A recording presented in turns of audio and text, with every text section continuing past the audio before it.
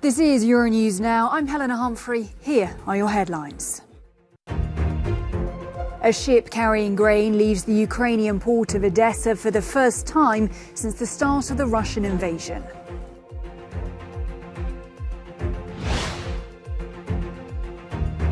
Kosovo's government postpones its number plate plan after protests from Serbs living in the north. And amid a heat wave, France limits the number of climbers allowed on Mont Blanc amid concerns of dangerous conditions.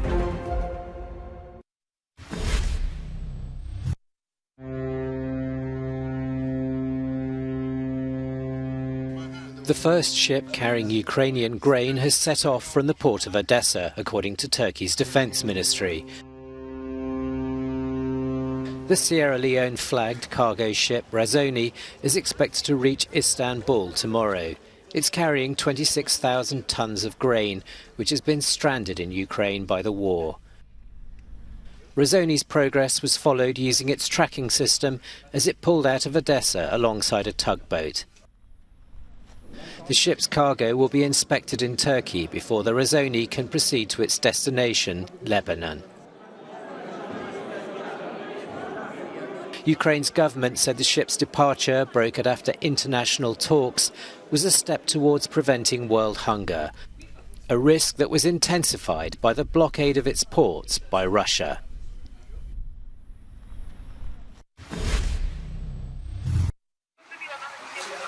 Ukrainian emergency services battle fires following sustained Russian rocket strikes in the Black Sea port city of Mykolaiv. Footage released by the Ukrainian authorities is said to show one of the several buildings destroyed in the attack. A leading Ukrainian agricultural magnate and his wife died when their house was hit. The Russian strike took the lives of Alexei Vadatursky and his wife Raisa, the founder of one of the largest Ukrainian agricultural companies, Nibelon, and a hero of Ukraine. My sincere condolences to their relatives and friends. People like them, companies, and our Ukrainian South guaranteed the world's food security. Russia's defence ministry claimed Sunday that its forces had eliminated up to 100 nationalists and 25 pieces of military equipment in Kherson and Mykolaiv regions. The Russian pounding of Ukraine's eastern town of Bakhmut was captured on camera. Bakhmut, which is one of the few remaining cities under Ukrainian control in the frontline Donetsk region, is now at the centre of Russia's offensive in the east of the country.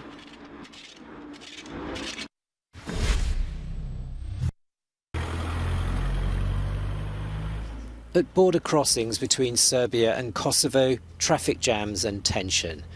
Ethnic Serbs living in the north of Kosovo had organised road protests to show their anger at plans that would require them to replace Serbian number plates with new ones issued by the Kosovo government. Kosovo's police said they had no alternative but to close the border crossings in response. Kosovo's government has accused neighbouring Serbia of trying to destabilise the country and says shots were fired in the direction of police patrols. It's postponed implementation of the vehicle licence plate changes until September. Kosovo was part of Serbia until an armed uprising in 1998 to 99 by the area's ethnic Albanian majority. A NATO bombing campaign forced Serbia's troops out of the country, but Serbia refuses to recognise Kosovo's 2008 declaration of independence.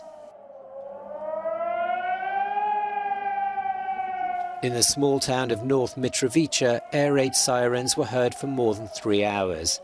A NATO mission to Kosovo has more than 3,000 troops on the ground, while the European Union has been sponsoring talks between the two countries since 2013.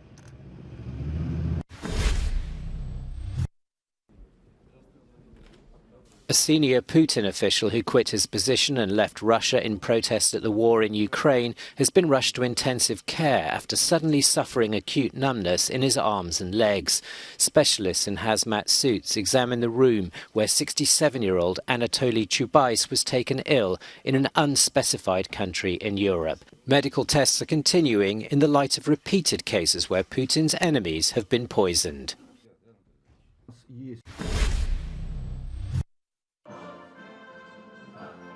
At the base of the Polish city of Poznania, where soldiers from the US Army are stationed, the compound has been renamed Camp Kosciuszko, in honor of Tadeusz Kościuszko, a national hero in Poland known for leading troops in battle against the Russians and also coming to the aid of the US in 1776 when he joined the war effort against the British. We have just witnessed a very important event, therefore it's a symbolic event. It shows very strong, very close relations between Poland and the United States. These relations are very deeply rooted in the history of both our countries. Deepening the ties between our nations. Never has this been more important than today as we witness Russia's unprovoked aggression in Ukraine. The renaming comes as Russia's war in Ukraine rages on and Poland becomes an increasingly valuable NATO member. Firmly on Kyiv's side, the Central European nation shares the borders with Ukraine and, like the US, supports policies that aim to sanction Moscow.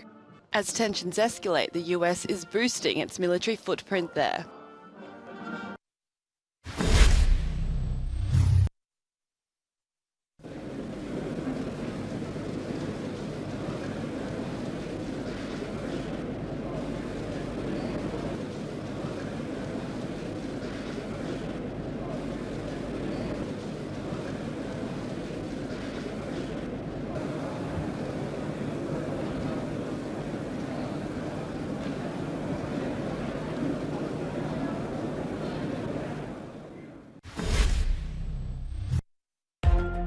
American actress Nichelle Nichols has died at the age of 89. Nichols broke barriers for black women in Hollywood by playing communications officer Lieutenant Uhura on the Star Trek television series.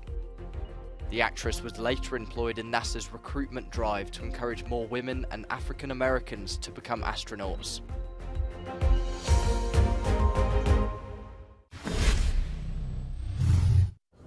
As France enters its third heatwave of the summer, mountain guides in the alpine region of Chamonix are limiting scheduled climbs of Mont Blanc, the highest point in the Alps. They feel access to the 4,800-metre summit is becoming too dangerous because of repeated rockfalls linked to a drought caused by extreme climate conditions. A lack of snow during the winter has also left vast stretches of bare grey glaciers crisscrossed with crevices, making already dangerous routes up the mountainside even narrower and more treacherous. It's no more than sort of 10, 12 inches wide, which is really crazy. So yeah, big change. Yeah, big change. It's quite frightening to see how it's disappearing. They cancelled the trip to Mont Blanc because of the weather, and I think the guides know the area and they know the conditions, so that's fine for us. We can do it somewhere of the year. It's not just the Alps that are warming up. Last month, a 200-metre-long crack appeared on the Marmolada Glacier in Italy's Dolomites. 2 weeks earlier, a deadly avalanche of ice and debris there killed at least 11 people when a huge chunk of the glacier broke loose. Experts say warming temperatures are to blame.